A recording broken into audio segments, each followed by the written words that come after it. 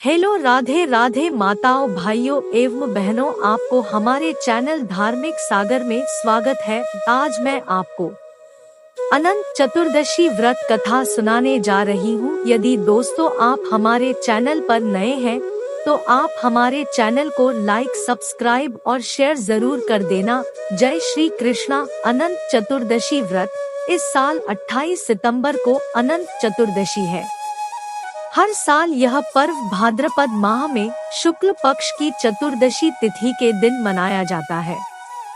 अनंत चतुर्दशी पर भगवान विष्णु के अनंत रूप की पूजा की जाती है, इसलिए इसे अनंत चतुर्दशी के नाम से जाना जाता है।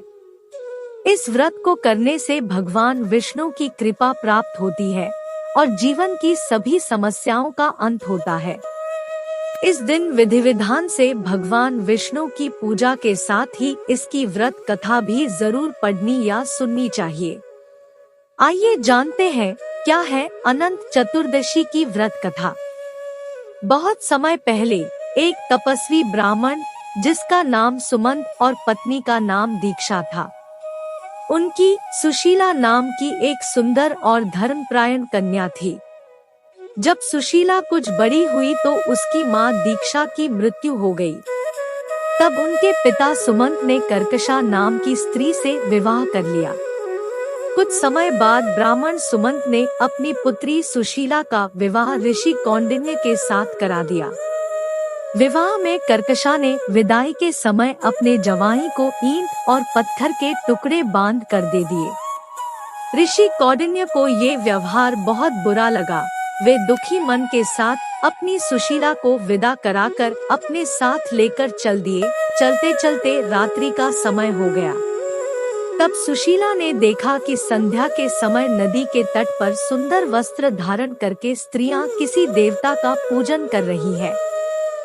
सुशीला ने जिज्ञासावश उनसे पूछा तो उन्होंने अनंत व्रत की महत्ता सुनाई। तब सुशीला ने भी यह व्रत किया और पूजा करके 14 गांठों वाला डोरा हाथ में बांधकर ऋषि कौंडिन्य के पास आकर सारी बात बताई। ऋषि ने उस धागे को तोड़कर अग्नि में डाल दिया। इससे भगवान अनंत का अपमान हुआ। परिणाम स्वरूप ऋषि कौंडिन्य दुखी रहने लगे।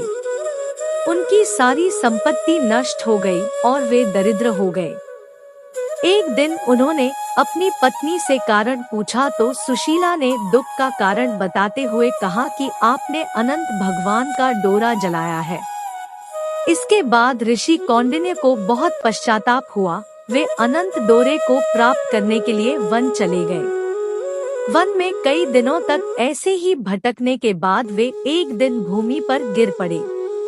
तब भगवान अनंत ने उन्हें दर्शन दिया और कहा कि तुमने मेरा अपमान किया, जिसके कारण तुम्हें इतना कष्ट उठाना पड़ा, लेकिन अब तुमने पश्चाताप कर लिया है। मैं प्रसन्न हूँ। तुम घर जाकर अनंत व्रत को विधि पूर्वक करो। 14 वर्षों तक व्रत करने से तुम्हारे सारे कष्ट दूर हो जाएंगे और तुम दोबारा संपन्न हो जाओगे। इस प्रकार ऋषि कौंडिन्य ने विधि पूर्वक व्रत किया और उन्हें सारे कष्टों से मुक्ति प्राप्त हुई। इस तरह कथा की समाप्ति होती है। जय श्री कृष्णा।